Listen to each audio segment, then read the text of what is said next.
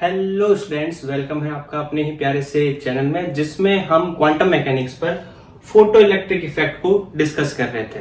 और आज के वीडियो में हम पढ़ेंगे कि फोटो इलेक्ट्रिक इफेक्ट को एक्सप्लेन करने में लाइट की वेव थ्योरी कैसे फेल हुई, और उसके बाद में देखेंगे कि लाइट की क्वांटम थ्योरी ने कैसे फोटो इलेक्ट्रिक इफेक्ट को एक्सप्लेन किया। और उसी दौरान आपसे पूछे जाएंगे कुछ क्वेश्चन, जिन क्वेश्चंस के जवाब आपको देने हैं कमेंट सेक्शन। तो आइए स्टार्ट करते हैं।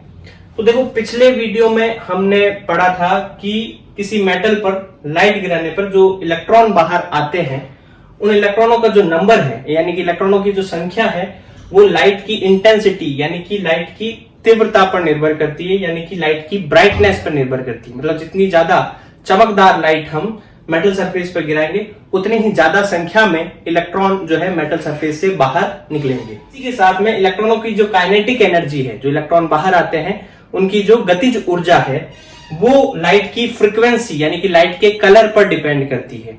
मतलब जितना ज्यादा फ्रीक्वेंसी की लाइट हम गिराएंगे, उतना ही ज्यादा काइनेटिक एनर्जी इलेक्ट्रॉनों की होगी। जैसा कि हमें पता है कि लाइट में जो 7 कलर होते हैं, उसको हम विबग्योर से याद रखते हैं। 7 कलर को हम विबग्योर से याद रखते हैं। तो इसमें वॉयलेट की फ्रीक्वेंसी सबसे ज्यादा है, तो वॉयलेट लाइट गिराने पर जो है जो इलेक्ट्रॉन निकलेंगे उनकी काइनेटिक एनर्जी ज्यादा होगी। इसी क्रम में आगे बढ़ने पर जो है फ्रीक्वेंसी डिक्रीज होती है। तो जैसे इंडिगो या ब्लू या ग्रीन लाइट गिराने पर जो इलेक्ट्रॉन निकलेंगे उनकी काइनेटिक एनर्जी कम होगी।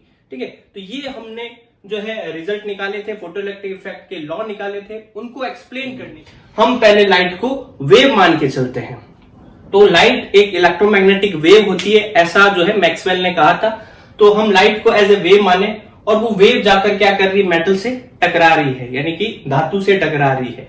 अब ये वेव इलेक्ट्रॉनों के साथ ठीक वैसे ही बिहेव करेगी जैसे कि मान लो कि यहां पर मेटल की जगह पर, यहां पर क्या होती, एक कोई दीवार है और ये इलेक्ट्रॉनों की जगह पर ये कीलें लगी हुई है दीवार में। ठीक है, और हर एक कील से एक रस्सी बंधी हुई है, और उस रस्सी में हम क्या कर रहे हैं, झटका दे रहे हैं, और झटका देकर उसमें ऐसे वेव क्रिएट कर रहे हैं, उसको लगातार ऊपर नीचे मूव कर रहे हैं, और उसमें ये तरंग उत्पन्न कर रहे हैं।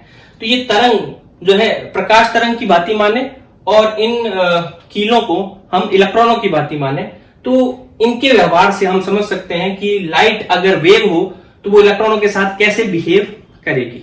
तो आइए इसको देखते हैं। तो यहाँ दीवार के साथ जुड़ी कील को हम इलेक्ट्रॉन की तरह माने, और उसके साथ जुड़ी रस्सी में जो तरंगे उत्पन्न हो रही है उसको हम लाइट वेव की तरह माने। तो हम लाइट वेव के बिहेवियर को इलेक्ट्रॉन के साथ कैसा बिहेव करेगा लाइट, उसको हम समझ सकते हैं। ठीक है, तो उसको समझने के लिए हम ये देखते हैं कि ये जो रस्सी में जो वेव जनरेट होती है, उसकी इंटेंसिटी और फ्रीक्वेंसी का क्या मतलब होता है। देखो, किसी भी वेव की इंटेंसिटी यानी कि तीव्रता का मतलब होता है कि वो इंटेंसिटी जो होती है उसके एम्पलीट्यूड के स्क्वायर के प्रोपोर्शनल होती है, यानी कि उसके आयाम के वर्ग के समानुपाती होती है। यहाँ आयाम क्या होता है, देखो रस्सी में जब हम झटका दे रहे हैं, तो जो यहाँ पार्टिकल ऑसिलेट कर रहे हैं, रस्सी के जो कण दोलन कर रहे हैं, वो दोलन करते हुए अपनी मीन पोजीशन से, अपने माध्य स्थिति से, रस्सी जहां पर है वहां से वो कुछ दूरी a ऊपर जाते हैं, कुछ दूरी a नीचे जाते हैं। तो वो जितना अधिकतम उछल सकते हैं पार्टिकल, जितना अधिकतम कूद सकते हैं, जितना उनका अधिकतम विस्थापन हो सकता है, उसे उसका आयाम कहा जाता है। ठीक है, जैसे यहाँ डायग्राम में हम इस आयाम को यहाँ से a से डिनोट कर सकते हैं। ये जो डिस्टेंस है ये a होगी, वर्टिकली ऊपर की तरफ देखें चाहे नीचे की तरफ देखें, ये डिस्टेंस a होगी, यानी कि आयाम होगी। तो आयाम जितना ज्यादा होगा, एम्पलीट्यूड जितना ज्यादा होगा, इंटेंसिटी भी उतनी ज्यादा होगी। मतलब अगर अपने हाथ को हम थोड़ा ज्यादा मूव करें ऊपर नीचे, तो ऑब्वियसली कि रस्सी में जो वेव बनेगी उसका एम्पलीट्यूड ज्यादा होगा, एम्पलीट्यूड ज्यादा होगा तो उसकी इंटेंसिटी ज्यादा होगी। तो अगर हम बड़ी वेव बना रहे हैं रस्सी में, ठीक है, तो उसकी इंटेंसिटी ज्यादा होगी। और अगर हम हाथ में मूवमेंट बहुत हल्का सा मूवमेंट करें, ठीक है, बहुत ज्यादा हम जो है लार्जर डिस्टेंस तक मूवमेंट ना करें, हल्का सा मूवमेंट अगर हम करें, तो उसमें जो वेव बनेगी उसका एम्पलीट्यूड कम होगा। एम्पलीट्यूड कम होगा तो इंटेंसिटी भी कम होगी। ठीक है, तो अपने हाथ के मूवमेंट से हम जो है वेव की इंटेंसिटी को कम या ज्यादा कर सकते हैं। अब फ्रीक्वेंसी का क्या मतलब होता है, फ्रीक्वेंसी को कैसे चेंज करेंगे हम। फ्रीक्वेंसी को चेंज करने का मतलब हो गया कि फ्रीक्वेंसी का मतलब होता है एकांक समय में, यानी कि 1 सेकंड में जो है कितनी वेव्स बन जाती है, कितनी तरंगे बन जाती है, वो उसकी फ्रीक्वेंसी होगी। तो देखो यहाँ वेव्स को कैसे काउंट करेंगे, वेव्स को हम ये जो आधा डिस्टेंस ये ऊपर चलती है, ये आधा ऊपर चलती है, आधा नीचे चलती है, ये जो है उसको हम एक वेव मान के चलते हैं। तो एक सेकेंड में ऐसी कितनी वेव बन जाती है उसको वेव की फ्रीक्वेंसी कहा जाता है। तो अगर हम हाथ में मूवमेंट थोड़ा फास्ट करेंगे, ठीक है, तो ज्यादा वेव्स बन जाएगी। अगर हम हाथ में मूवमेंट थोड़ा स्लो करेंगे तो कम बनेगी, ठीक है। तो फ्रीक्वेंसी को हम हाथ में मूवमेंट को फास्ट या स्लो करके चेंज कर सकते हैं, और इंटेंसिटी को हम थोड़ा ऊपर या ज्यादा नीचे लेकर हम जो है उसको इंटेंसिटी को चेंज कर सकते हैं, ठीक है। तो बात में हम इंटेंसिटी को और फ्रीक्वेंसी को एकदम लो रखते हैं, कम रखते हैं, ठीक है। और लगातार हम क्या कर रहे हैं, इस कील को जो है इस कील पर ये वेव गिराते जा रहे हैं। जैसे जैसे ये वेव इसके कांटेक्ट में आएगी, वेव जैसे इसके कांटेक्ट में आएगी, वेव क्या करेगी, यहाँ रस्सी का हिस्सा ऊपर जाना चाह रहा है तो वो इस कील को ऊपर ले जाने की कोशिश करेगा। जब रस्सी का हिस्सा नीचे जाने की कोशिश कर रहा है तो कील को नीचे ले जाने की कोशिश करेगा। तो ये कील में जो है ऑसिलेशन क्रिएट करेगा, कील को ऊपर नीचे हिलाने की कोशिश करेगा, तो जिससे कील जो है वो थोड़ी लूज होती जाएगी दीवार के साथ में, ठीक है। तो ऐसी अगर इस प्रोसेस को हम कंटिन्यूस रखें, चाहे हमारी इंटेंसिटी लो है, फ्रीक्वेंसी भी लो है, लेकिन इस प्रोसेस को कंटिन्यूस रखें तो धीरे धीरे ये कील जो है वो लूज पड़ती जाएगी दीवार के साथ में, और एक मोमेंट ऐसा आएगा कि ये कील क्या हुई, दीवार से बाहर आ जाएगी। यानी कि अब अगर हम यहाँ इसको एज ए लाइट वेव माने और इसको हम इलेक्ट्रॉन माने, तो हम कह रहे हैं कि अगर लाइट मेटल पर गिरती है तो वो लगातार उसको एनर्जी दे रही है, और इलेक्ट्रॉनों को लगातार धीरे धीरे एनर्जी मिलती जा रही है। जैसे उनके पास में सफिशिएंट एनर्जी आएगी, इलेक्ट्रॉन बाहर आ जाएंगे, ठीक है। तो वेव थ्योरी के अकॉर्डिंग लाइट की कोई पर्टिकुलर फ्रीक्वेंसी या इंटेंसिटी होना जरूरी नहीं है। लाइट अगर लगातार गिर रही है तो मेटल सरफेस से इलेक्ट्रॉन बाहर आएंगे ही आएंगे, ठीक है। तो according to wave theory any light can eject electron irrespective of its frequency and intensity. मतलब प्रकाश की तीव्रता चाहे कुछ भी हो, प्रकाश की आवर्ती चाहे कुछ भी हो, जब प्रकाश अगर गिरेगा धातु सतह पर तो इलेक्ट्रॉनों को बाहर निकाल कर ही दम लेगा, ठीक है। किस थ्योरी के अकॉर्डिंग, वेव थ्योरी के अकॉर्डिंग। लेकिन एक्सपेरिमेंट हमें क्या रिजल्ट शो करते हैं, एक्सपेरिमेंट हमें शो करते हैं कि लाइट की फ्रीक्वेंसी अगर थ्रेशोल्ड फ्रीक्वेंसी से कम है, यानी कि प्रकाश की आवृत्ति दहली आवृत्ति से कम है, तो इलेक्ट्रॉन जो है वो बाहर नहीं आते, चाहे जितनी देर तक अपने लाइट गिराते रहे या चाहे जितनी अपने इंटेंसिटी की लाइट गिराते, इलेक्ट्रॉन बाहर नहीं आएंगे।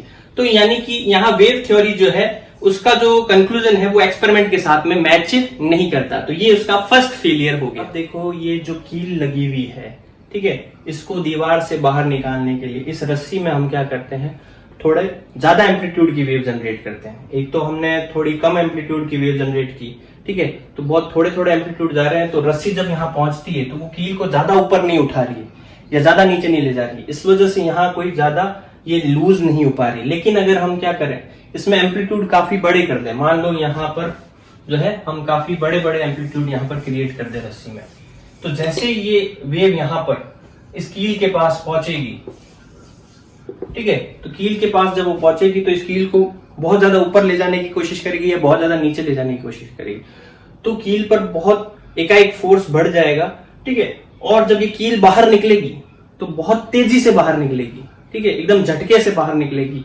और इसकी स्पीड इतनी ज्यादा होगी तो हो सकता है कि आपको ये कील आकर लग भी जाए, ठीक है। तो कहने का मतलब ये है कि इसकी जो स्पीड है वो बहुत ज्यादा होगी। स्पीड ज्यादा होने का मतलब ये हो गया कि इसकी जो है काइनेटिक एनर्जी ज्यादा होगी। तो काइनेटिक एनर्जी कब बढ़ी, जब हमने यहाँ रस्सी में जो है एम्पलीट्यूड बढ़ाया, ठीक है। एम्पलीट्यूड जितना ज्यादा हम जोर से, जितना ज्यादा हम क्या करें इसको ऊपर नीचे लेके जाएंगे, उतना ज्यादा एम्पलीट्यूड बढ़ेगा और उतना ही कील जो है तेजी से बाहर आएगा।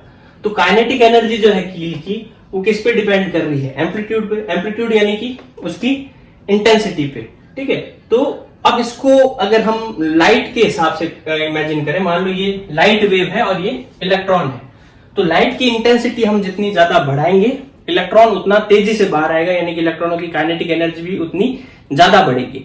तो according to wave theory kinetic energy जो है इलेक्ट्रॉनों की वो जो है लाइट की इंटेंसिटी पर डिपेंड करनी चाहिए, यानी कि तरंग सिद्धांत के अनुसार इलेक्ट्रॉनों की जो गतिज ऊर्जा है वो उसकी तीव्रता पर निर्भर करनी चाहिए। लेकिन एक्सपेरिमेंट क्या शो करता है, याद करो, एक्सपेरिमेंट ये शो करता है कि जो इलेक्ट्रॉनों की काइनेटिक एनर्जी है वो इंटेंसिटी पर डिपेंड नहीं करती, लाइट की इंटेंसिटी पर डिपेंड नहीं करती। तो अगेन वेव थ्योरी जो प्रेडिक्ट कर रहा है, एक्सपेरिमेंट उसको जो है शो नहीं कर रहा, तो यहां अगेन वेव थ्योरी फेल हो गई। अब देखो यहां पर हम ये कील का बाहर आने का एक प्रोसेस समझें कि भाई हम लगातार इस पर क्या कर रहे हैं, एक वेव गिरा रहे हैं, मतलब जो रस्सी है उसमें लगातार झटका दे रहे हैं। तो रस्सी जस्ट जब कील के पास पहुंचती है तो कील के पास पहुंचते ही वो कील तुरंत बाहर नहीं आती। पहले रस्सी का कुछ हिस्सा जो है जो पहुंचा है वो उसको थोड़ा लूज करेगा, फिर आगे वाली वेव और आएगी वो फिर थोड़ा और लूज करेगी, ऐसे ऐसे ऐसे करते करते धीरे धीरे ये पीछे जो वेव आ रही है वो लगातार इससे टकराएगी और इसको लूज करती जाएगी। अब सफिशिएंटली जब ये लूज हो जाएगी तब ये जो कील है वो बाहर आएगी। ऐसा ही हम इलेक्ट्रॉन के केस में समझ सकते हैं, ये इलेक्ट्रॉन है, वेव उससे जाकर टकरा रही है तो वेव उसको थोड़ी बहुत एनर्जी दे रही है, ठीक है, थोड़ी बहुत एनर्जी दे रही है, तो इलेक्ट्रॉन के पास में अभी सफिशिएंट एनर्जी आई नहीं कि वो बाहर आ सके, तो कंटिन्यूअसली वो एनर्जी देती जा रही है वेव, ठीक है। तो इलेक्ट्रॉन एनर्जी को इकट्ठा करता जा रहा है, जैसे ही उसके पास सफिशिएंट एनर्जी आती है और वो बाहर आ जाता है। यानी कि इलेक्ट्रॉन को बाहर आने के लिए वेव थ्योरी के अकॉर्डिंग जो है कुछ समय लगना चाहिए, कुछ टाइम लगना चाहिए। लेकिन एक्सपेरिमेंट क्या शो करता है, एक्सपेरिमेंट ये शो करता है कि जैसे ही एक प्रॉपर फ्रीक्वेंसी की लाइट मेटल पर गिरेगी इलेक्ट्रॉन तुरंत बाहर आ जाएगा, ठीक है, उसमें कोई टाइम नहीं लगेगा। वेव थ्योरी के अकॉर्डिंग टाइम लगना चाहिए, लेकिन एक्सपेरिमेंट क्या होता है, एक्सपेरिमेंट ये शो करता है कि तुरंत बाहर आ जाता है। तो according to wave theory electron should take some time to come out from the metal surface. मतलब तरंग सिद्धांत के अनुसार इलेक्ट्रॉन को मेटल से बाहर आने के लिए कुछ समय चाहिए, लेकिन प्रयोग क्या सिद्ध करते हैं, प्रयोग ये सिद्ध करता है कि उसको बाहर आने में कोई समय नहीं लगता, कोई समय पश्चाता नहीं होती। जैसे ही प्रकाश गिरता है इलेक्ट्रॉन तुरंत बाहर आता है। तो यहां अगेन वेव थ्योरी जो है गलत प्रेडिक्शन दे रही है। तो फोटो इलेक्ट्रिक इफेक्ट को एक्सप्लेन करने के लिए आइंस्टाइन ने लाइट को वेव ना मानकर छोटे छोटे एनर्जी के पैकेट्स माने, ऊर्जा के छोटे छोटे बंडल्स माने, ठीक है, जिन्हें उन्होंने नाम दिया क्वांटा या फोटोन, ठीक है। तो ये जो एनर्जी के छोटे छोटे पैकेट माने उन्होंने नाम दिया क्वांटा या फोटोन। उन्होंने एज्यूम किया लाइट छोटे छोटे पार्टिकल से मिलकर बनी हुई है, उनकी जो एनर्जी है वो पैकेटों में डिवाइड हो गई है, जिसे क्वांटा या फोटोन नाम दिया। और ये पैकेट कलरफुल पैकेट्स है, कलरफुल पैकेट्स जैसे लाइट जो होती है वो डिफरेंट डिफरेंट कलर से मिलकर बनी होती है, तो उसके ये जो पैकेट है वो भी एक पर्टिकुलर कलर के होते हैं, ठीक है। कलर मतलब उसकी पर्टिकुलर फ्रीक्वेंसी होती है, और जितनी ज्यादा फ्रीक्वेंसी होती है उतनी ज्यादा उनकी पैकेट्स की एनर्जी होती है, उन पैकेट्स में उतनी ज्यादा एनर्जी होती है। तो एक पैकेट की जो एनर्जी है वो उसके फ्रीक्वेंसी पर डिपेंड करती है। तो उन्होंने प्लांक फॉर्मूला है उसी को यूज करते हुए कहा कि जो एक पैकेट के पास में एनर्जी होगी वो E बराबर में एच न्यू होगी। एच यहां पर क्या है, प्लांक्स कांस्टेंट है, ठीक है। यहां आप देखें कि पैकेट्स की एनर्जी कैसे होगी। देखो हमें पता है कि जो विजिबल लाइट होती है उसमें 7 कलर होते हैं, ये 7 रंग होते हैं, विबग्योर से हम याद रखते हैं, ठीक है। तो इसमें जो ये क्रम होता है, ये ऑर्डर होता है विबग्योर का, ये इस ऑर्डर में फ्रीक्वेंसी डिक्रीज होती है, ठीक है। तो फ्रीक्वेंसी डिक्रीज होती है, तो इस फॉर्मूले से देखें फ्रीक्वेंसी डिक्रीज होने पर उन पैकेट्स की एनर्जी भी डिक्रीज होगी। तो ये जो डिफरेंट डिफरेंट पैकेट्स है इसमें जो वॉयलेट कलर का पैकेट होगा, ठीक है, उसकी एनर्जी सबसे ज्यादा होगी, ठीक है। वॉयलेट की कंपेरेटिवली अगर हम ग्रीन की बात करें तो उसके पास में कम एनर्जी होगी, और रेड की बात करें तो सबसे कम एनर्जी होगी। तो इन पैकेट्स में रेड पैकेट के पास में सबसे कम एनर्जी है, वॉयलेट पैकेट के पास में सबसे ज्यादा एनर्जी है, और ग्रीन पैकेट के पास में मीडियम एनर्जी होगी, ठीक है। तो इस तरह से ये एनर्जी होती है। अगर हमारे पास मोनोक्रोमेटिक लाइट है, मोनोक्रोमेटिक लाइट का मतलब हो गया उसमें एक ही टाइप का कलर है, जैसे कि यहां पर ये दिख रही है आपको। तो मोनोक्रोमेटिक लाइट में सारे पैकेट्स एक जैसे होंगे। अगर रेड लाइट है तो सारे पैकेट्स रेड कलर के होंगे, अगर ग्रीन लाइट है तो सारे जो एनर्जी के पैकेट है वो ग्रीन कलर के होंगे, ठीक है। तो मोनोक्रोमेटिक लाइट अगर हमारे पास है उसमें अगर हमें टोटल एनर्जी निकालनी है तो एक पैकेट की एनर्जी कितनी है, एच न्यू, और ऐसे मान लो कितने पैकेट है, एन पैकेट है, तो टोटल एनर्जी हो जाएगी n into h nu. Clear है यहां तक। फिर देखो लाइट की इंटेंसिटी कैसे निकालेंगे, पैकेट्स के फॉर्म में है तो इंटेंसिटी कैसे निकलेगी। तो इंटेंसिटी की जो प्रॉपर डेफिनेशन होती है वो होती है per unit area per unit time में कितनी टोटल एनर्जी फॉल हो रही है किसी सरफेस पर, यानी कि एकांक क्षेत्रफल प्रति सेकंड कितनी ऊर्जा गिर रही है किसी सतह पर, उसे उसकी तीव्रता कहते हैं, प्रकाश की तीव्रता कहते हैं। तो यहाँ ये फॉर्मूला यूज करने पर हम इजीली देख पा रहे हैं कि जो इंटेंसिटी है वो इंटेंसिटी किस पे डिपेंड कर रही है, n/t पे डिपेंड कर रही है। ठीक है, फ्रीक्वेंसी को तो हम कांस्टेंट रख रहे हैं, एरिया कांस्टेंट है, तो फ्रीक्वेंसी n/t यानी कि पर सेकंड कितने जो एनर्जी के पैकेट यानी कि कितने फोटोन या क्वांटा गिर रहे हैं वो जो है उस लाइट की इंटेंसिटी तय करेगी। यानी कि लाइट की ब्राइटनेस बढ़ाते हैं तब यहां पर ये एनर्जी पैकेट की संख्या बढ़ जाती है। अगर हम रेड लाइट की ब्राइटनेस बढ़ा रहे हैं तो यहाँ ये जो एनर्जी के पैकेट है वो संख्या में ज्यादा हो जाएंगे। ठीक है, अगर ब्राइटनेस कम कर रहे हैं तो इनका नंबर भी कम हो जाएगा।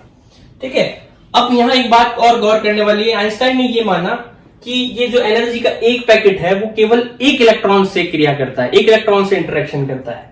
मतलब एक इलेक्ट्रॉन जो है वो एक से ज्यादा पैकेट के साथ में इंटरेक्शन नहीं कर सकता, वन इलेक्ट्रॉन वन फोटोन से ही इंटरेक्ट करेगा। अब इसके बेसिस पे जो है हम इसको समझने की कोशिश करते हैं, आइंस्टाइन ने जो अज्यूम किया उसके बेसिस पे इसको एक बार थ्योरेटिकली समझने की कोशिश करते हैं।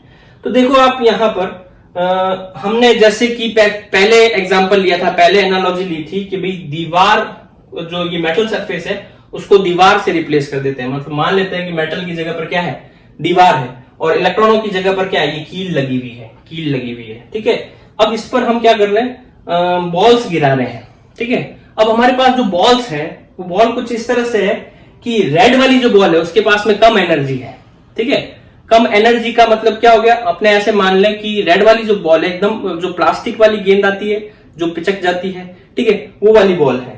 ठीक है, और वो हम कील पर लगातार मारे जा रहे हैं। ठीक है, तो क्या होगा, वो बॉल जाकर उससे टकराएगी और कील को कोई इफेक्ट नहीं करेगी। इसका मतलब इसको हम एज ए लाइट माने तो यहाँ पर रेड लाइट जो गिरती है और इसको इलेक्ट्रॉन माने तो वो किस फॉर्म में गिरती है, ये छोटे छोटे एनर्जी के पैकेट्स के फॉर्म में गिरती है, क्योंकि रेड पैकेट के पास में एनर्जी जो है वो कम होती है। तो ये एक बॉल जाकर जब टकराएगी, ये पैकेट जाकर टकराएगा तो ये इलेक्ट्रॉनों को बाहर निकाल नहीं पाएगा।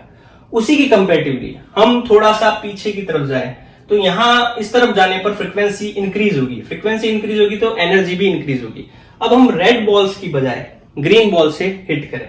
अब जो ग्रीन बॉल्स है, मान लो कैसी बॉल है ग्रीन बॉल, जो थोड़ी हार्ड बॉल आती है कंपैरेटिवली, वो प्लास्टिक की बॉल एक तो पिचक जाती है, एक ये उससे कंपैरेटिवली थोड़ी हार्ड लेदर बॉल जो होती है वैसी बॉल है। ठीक है, तो इनके पास में एनर्जी ज्यादा है, तो जैसे ये जाकर इनसे टकराएगी तो क्या होगा, ये अगर हमारा निशाना परफेक्ट हुआ और इससे जाकर टकराती है तो ये कील सारी क्या हो जाएगी, बाहर आ जाएगी। इसको हम जो है लाइट के पर्सपेक्टिव में देखें तो ये लाइट के छोटे छोटे क्वांटा है, ये जाकर इलेक्ट्रॉन से टकराते हैं तो एक फोटोन एक इलेक्ट्रॉन से इंटरेक्ट करता है और उसे तुरंत बाहर निकाल देता है। ठीक है, तो इस तरह से हम यहां पर ये समझ पा रहे हैं कि एक पर्टिकुलर फ्रीक्वेंसी की लाइट गिराने पर ही इलेक्ट्रॉन बाहर क्यों आते हैं। ठीक है, मतलब इलेक्ट्रॉनों को बाहर निकालने के लिए एक निश्चित आवृत्ति की जरूरत होती है। अगर उससे कम आवृत्ति की लाइट गिराएंगे तो इलेक्ट्रॉन बाहर नहीं आएंगे। क्लियर हुआ? तो पहला पॉइंट जो है वो इस तरह से क्लियर हो गया। नेक्स्ट आप देखें कि यहां पर मान लो किसी तरह से हमने पहले ग्रीन लाइट गिराकर इसमें से इसको निकाला बाहर, तो ग्रीन लाइट के पास में ज्यादा सफिशिएंट एनर्जी नहीं थी, वो केवल इस इलेक्ट्रॉनों को केवल क्या कर रही, बाहर निकाल रही है। अब ग्रीन की बजाय अगर हम वॉयलेट लाइट यूज करते तो वॉयलेट लाइट यूज करने पर ये सारे पैकेट वॉयलेट के होते हैं, मतलब और ज्यादा मान लो हार्ड बॉल है, बहुत ज्यादा एनर्जी है, तो वो इन इलेक्ट्रॉनों को बाहर निकालने के साथ साथ इनको एक मोशन भी प्रदान करेगी। एक तो केवल इलेक्ट्रॉनों को बाहर निकालना हुआ, एक टकराने के बाद इलेक्ट्रॉन बहुत तेजी से मोशन भी करने लग जाएंगे। यानी कि इलेक्ट्रॉनों की अगर हमें काइनेटिक एनर्जी बढ़ानी हो तो ग्रीन की बजाय हम कौन सी लाइट गिराए, वॉयलेट लाइट गिराए, तो काइनेटिक एनर्जी बढ़ जाएगी। यानी कि उनकी हमें क्या बढ़ानी पड़ेगी, फ्रीक्वेंसी बढ़ानी पड़ेगी। क्लियर है? अब देखो अगर हम इंटेंसिटी बढ़ाते हैं तो क्या होता है, तो पहले इंटेंसिटी क्या होता है वो देखें, हमने ये समझा था इंटेंसिटी क्या होता है, पर यूनिट टाइम में कितने हम फोटोन बढ़ा रहे हैं उसको बढ़ाकर हम इंटेंसिटी बढ़ा रहे हैं। ठीक है, तो अगर हम इंटेंसिटी बढ़ाते हैं लाइट की तो उससे क्या होगा, ज्यादा संख्या में बॉल्स जाकर टकराएगी, ज्यादा संख्या में बॉल्स जाकर टकराएगी तो वो ज्यादा इलेक्ट्रॉनों को निकालेगी, तो ज्यादा इलेक्ट्रॉनों को निकालेगी, इसका मतलब इंटेंसिटी बढ़ाने पर नंबर ऑफ इलेक्ट्रॉन्स बढ़ेंगे, जो कि एक्सपेरिमेंट रिजल्ट में आया था। ठीक है, तो इस तरह से आइंस्टाइन की थ्योरी ने जो है एक्सपेरिमेंट जो भी आ रहे थे, उन एक्सपेरिमेंट से जो भी रिजल्ट आ रहे थे, उन सबको एक्सप्लेन कर दिया। कुछ न्यूमेरिकल देख लेते हैं। तो कुछ न्यूमेरिकल मैं करवाऊंगा, कुछ न्यूमेरिकल आपको करने होंगे और उनके आंसर आप यूट्यूब के कमेंट सेक्शन में दे सकते हैं, या फिर टेलीग्राम में जो एक मेरा चैनल बना है उसमें आप ऑब्जेक्टिव टाइप का क्विज अटेंड कर सकते हैं। उसमें से 4 ऑप्शन में से कोई एक ऑप्शन आप चूज कर सकते हैं। ठीक है, तो फिलहाल अभी जो है हम जो है इस क्वेश्चन को सॉल्व करते हैं। तो हमारे पास सिंपल सा क्वेश्चन है, एक फोटोन है जिसकी वेवलेंथ दे रखी है 7000 एंगस्ट्रॉम, मतलब 7000 एंगस्ट्रॉम का तरंग दैर्ध्य का एक फोटोन दे रखा है, उसकी एनर्जी निकालनी है। तो एनर्जी का फॉर्मूला हमें पता है, फोटोन की एनर्जी h न्यू होती है, E बराबर में h न्यू। अब न्यू मतलब फ्रीक्वेंसी होती है, हमें फ्रीक्वेंसी को वेवलेंथ में कन्वर्ट करना है। तो न्यू बराबर में हो जाता है c बाय लैम्डा। c यहाँ लाइट की स्पीड होती है, लैम्डा वेवलेंथ है, तो ये E का फॉर्मूला हो जाएगा hc बाय लैम्डा। क्लियर है यहाँ तक? अब देखो यहाँ h और c जो है वो कांस्टेंट होते हैं। h की वैल्यू कितनी होती है? h की वैल्यू होती है 6.62 इंटू 10⁻34 जूल इंटू सेकेंड।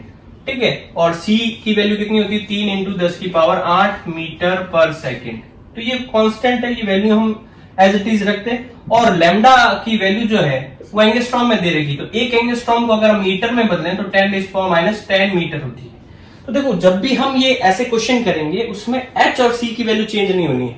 और अगर हमें लैम्डा एंगस्ट्रॉम में दे रखी है तो एंगस्ट्रॉम को हमेशा हमें मीटर में कन्वर्ट करना ही पड़ेगा, तो ये फिक्स रहेगी ये वैल्यू। ठीक है, तो इनकी अगर हम यहाँ पर वैल्यू पुट कर दें तो ये आएगा 6.62 इंटू 10⁻34 इंटू c की वैल्यू आएगी 3 इंटू 10⁸ अपॉन में लैम्डा की वैल्यू 7000 एंगस्ट्रॉम है, एंगस्ट्रॉम की जगह पर 10⁻10। तो देखो ये 7000 के अलावा कुछ वैल्यू हो सकती है, 4000 हो सकती है, 6000 हो सकती है, लेकिन ये वैल्यू फिक्स रहेगी। ठीक है, तो ये हमें ध्यान में रखना है।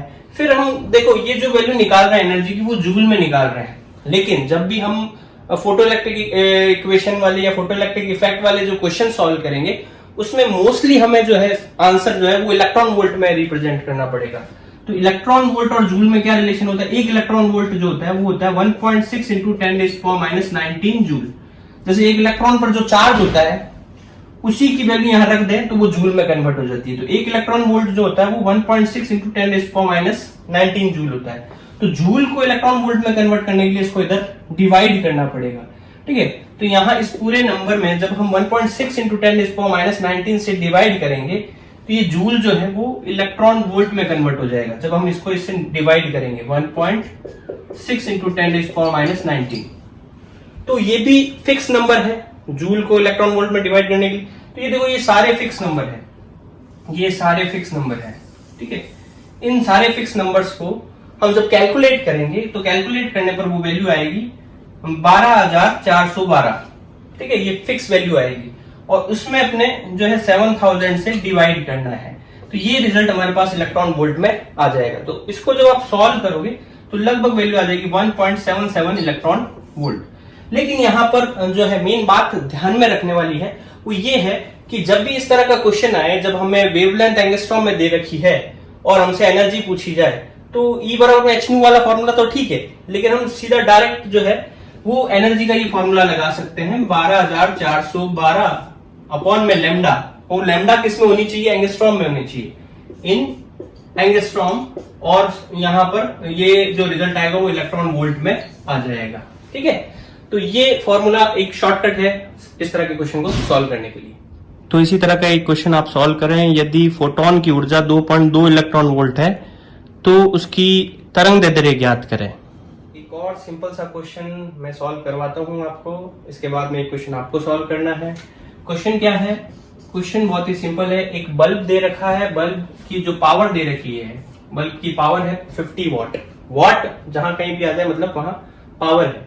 तो बल्ब की पावर दे रखी 50 वॉट और उससे जो लाइट निकल रही है उस लाइट की वेवलेंथ यानी कि तरंग दैर्ध्य दे रखी है 5000 एंगस्ट्रॉम। ठीक है, उसकी शक्ति 50 वॉट है और उससे जो लाइट निकल रही है उसकी तरंग दैर्ध्य 5000 एंगस्ट्रॉम है। हमें निकालना है कि उस बल्ब से कितने फोटोन पर सेकंड निकल रहे हैं। ठीक है, इतना सिंपल सा क्वेश्चन है। तो देखो पावर जो होती है वो पावर कैसे निकालते हैं हम?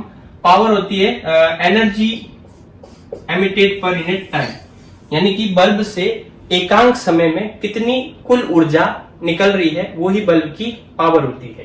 ठीक है, और लाइट की जो टोटल एनर्जी है, जब हमें फोटोन के फॉर्म में एनर्जी दी हुई हो तो लाइट की जो टोटल एनर्जी है वो कैसे निकालते हैं, n into h new. H new एक फोटोन की एनर्जी हो गई और n नंबर ऑफ फोटॉन्स हो गए जो उस बल्ब से निकल रहे हैं। तो जो टोटल एनर्जी है यहाँ पर लाइट की वो हम कैसे निकाल सकते हैं, n इंटू एच न्यू। तो जो पावर होगी वो हो जाएगी n into h new upon में t।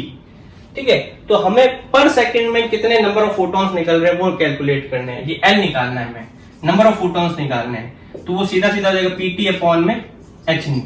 ठीक है, तो पावर यहाँ पर कितनी है, पावर यहाँ 50 वॉट है, टाइम यहाँ पर कितना 1 सेकंड है, h की वैल्यू कितनी 6.62 इंटू 10⁻34 और न्यू क्या हो जाएगा c बाय लेमडा। तो c की वैल्यू कितनी है 3 इंटू 10⁸ और लेमडा कितना है, लेमडा 5000 एंगस्ट्रॉम है, तो 5000 एंगस्ट्रॉम का मतलब कितना हो जाएगा 10⁻10। अब इसको अपने सॉल्व करेंगे और n की वैल्यू आ जाएगी। तो n की वैल्यू कितनी आती है करने पर, ये वैल्यू आती है 12.57 इंटू 10⁻19 फोटॉन्स पर सेकेंड। ठीक है, इसी तरह से एक सिंपल सा क्वेश्चन आपको दे रखा है, मून से जो है लाइट निकल रही है उसकी वेवलेंथ है 500 नैनोमीटर यानी कि 500 नैनोमीटर। एक नैनोमीटर में 10⁻⁻9 मीटर होते हैं। तो मून से जो लाइट निकल रही है उसकी वेवलेंथ आपको 500 नैनोमीटर दे रखी है और जो इंटेंसिटी यानी कि तीव्रता जो है वो है 3 इंटू 10⁻⁻6 वॉट पर सेंटीमीटर स्क्वायर।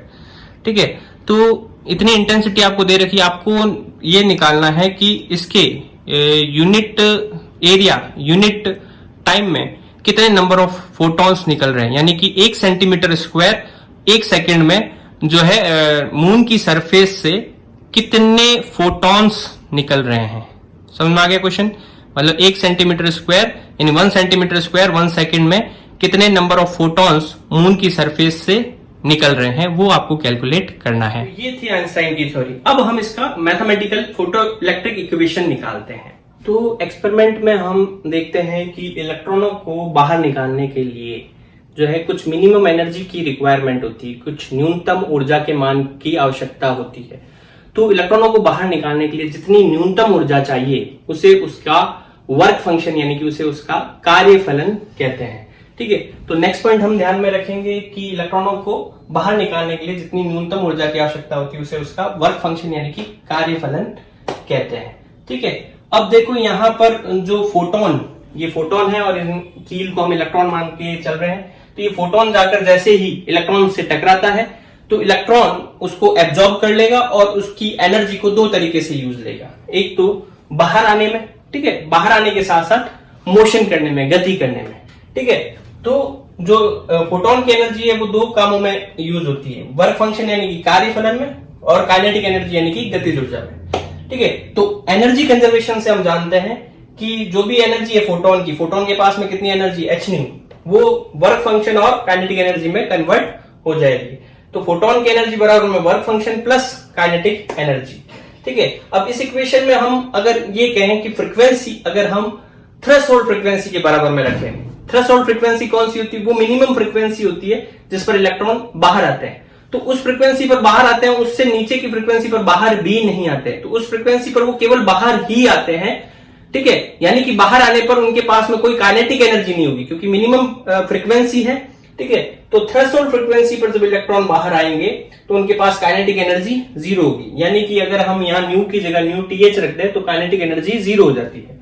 तो इससे सॉल्व करने पर हमारे पास वर्क फंक्शन का फॉर्मूला आ जाता है। वर्क फंक्शन कितना आ जाएगा, h nu TH. Nu TH यहाँ पर क्या है, दहली आवर्ती यानी कि थ्रेशोल्ड फ्रीक्वेंसी, और ये डब्ल्यू क्या है, कार्य फलन। ठीक है, तो ये डब्ल्यू की वैल्यू हम इस इक्वेशन में वापस रख दें तो हमारे पास इक्वेशन क्या बन जाएगी, एच न्यू बराबर में एच न्यू टीएच प्लस ई के। ई के यहाँ पर क्या है, काइनेटिक एनर्जी। ठीक है, तो काइनेटिक एनर्जी जो है इलेक्ट्रॉनों की वो कितनी हो जाएगी, h nu minus h nu TH. ठीक है, तो यहां इस तरह से हम काइनेटिक एनर्जी निकाल सकते हैं इलेक्ट्रॉन्स की। इलेक्ट्रॉन्स की काइनेटिक एनर्जी आ गई। अब हमें पता है कि काइनेटिक एनर्जी को हम इस तरह से भी लिख सकते हैं, काइनेटिक एनर्जी जो है वो हम ये वर्क डन के बराबर में लिख सकते हैं, और वर्क डन जो होता है वो कितना होता है, Q इंटू वी। तो Q की जगह इलेक्ट्रॉन पर चार्ज है E और V की जगह पर हम वर्क कौन सा पोटेंशियल लगा कर करते हैं, स्टॉपिंग पोटेंशियल, निरोधी विभव। तो E की जगह पर EV नॉट लिख सकते हैं। तो यहाँ E की जगह EV नॉट लिख दे तो ये इक्वेशन इस तरह से टर्न आउट हो जाएगी। तो यहाँ ये जो इक्वेशन है इसको हम बोलते हैं आइंस्टाइन्स फोटो इलेक्ट्रिक इक्वेशन, जिसका दूसरा फॉर्म ये हो गया। ठीक है, तो ये हमने आइंस्टाइन की थ्योरी पढ़ ली, जिसके बेसिस पे फोटो इलेक्ट्रिक इफेक्ट को इजीली एक्सप्लेन किया जा सका।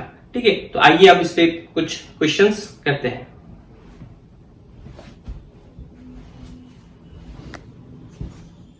एक और सिंपल सा क्वेश्चन है, एक मेटल है, उस मेटल का वर्क फंक्शन यानी कि कार्य फलन दे रखा है 3.2 इलेक्ट्रॉन वोल्ट, 3.2 इलेक्ट्रॉन वोल्ट उसका वर्क फंक्शन दे रखा है। फाइंड थ्रेशोल्ड वेवलेंथ यानी कि दहली तरंगदैर्ध्य निकालनी है। ठीक है, तो सिंपल सा क्वेश्चन है। देखो वर्क फंक्शन का फॉर्मूला हमने क्या निकाला, वर्क फंक्शन का फॉर्मूला हमने निकाला h न्यू TH। ठीक है, वर्क फंक्शन का ये फॉर्मूला निकाला h न्यू TH। इसको हम न्यू TH को क्या लिख सकते हैं, न्यू TH यहाँ पर क्या है, थ्रेशोल्ड फ्रीक्वेंसी, इसको हम क्या लिख सकते हैं c अपॉन लैम्डा TH, यानी कि लाइट की स्पीड अपॉन में दहली तरंगदैर्ध्य यानी कि थ्रेशोल्ड वेवलेंथ। तो ये वैल्यू यहां पर रखें तो W बराबर में हो जाएगा hc अपॉन लैम्डा TH। अब हमें लैम्डा TH निकालना है, तो लैम्डा TH जो है यानी कि थ्रेशोल्ड वेवलेंथ जो है वो कितना हो जाएगा, hc बाय W। देखो यहां पर हमने पहला जो क्वेश्चन किया था उसमें hc की वैल्यू रखकर और हम इलेक्ट्रॉन वोल्ट में जब हम कन्वर्ट करते हैं तो हमारे पास ये फॉर्मूला बना था एनर्जी निकालने का। वो एनर्जी निकालने का फॉर्मूला ये था कि ये एनर्जी जो थी वो थी 12,412 अपॉन में लैम्डा करेंगे एंगस्ट्रॉम में, तो हमारे पास एनर्जी आ जाएगी। ठीक है, तो यहां आप देखो ये फॉर्मूला कुछ वैसा ही है। ठीक है, तो W निकालने के लिए हम यहाँ hc की जगह पर ये लिख सकते हैं 12,412 बटा में लैम्डा इन एंगस्ट्रॉम। ठीक है, तो यहाँ W तो हमें गिवन है, ये जो एनर्जी आएगी वो इलेक्ट्रॉन वोल्ट में आएगी, तो W तो हमें गिवन है, हमें क्या निकालना है, लैम्डा निकालना है, इन एंगस्ट्रॉम निकालना है। तो हम सीधा यहाँ पर ये फॉर्मूला यूज करते हैं और यहाँ पर 12,412 अपॉन में लैम्डा ये इधर आ जाएगा, W इधर आ जाएगा, तो W की वैल्यू कितनी है 3.2 इलेक्ट्रॉन वोल्ट में। ठीक है, इसको जब सॉल्व करेंगे तो हमारे पास लैम्डा जो है वो किस में आ जाएगा, वो आ जाएगा एंगस्ट्रॉम में। तो इसकी वैल्यू कितनी आती है, तो देखो इसको हम इजीली कैलकुलेट कर सकते हैं, ये पॉइंट हटेगा 0 आएगा, तो इसको डिवाइड करने पर हमारे पास ये रिजल्ट आ जाएगा 3878.75 एंगस्ट्रॉम। ये इसकी थ्रेशोल्ड वेवलेंथ हो जाएगी। तो इन सभी क्वेश्चंस के आंसर आप कमेंट सेक्शन में दें। तब तक के लिए stay home, stay safe and keep studying.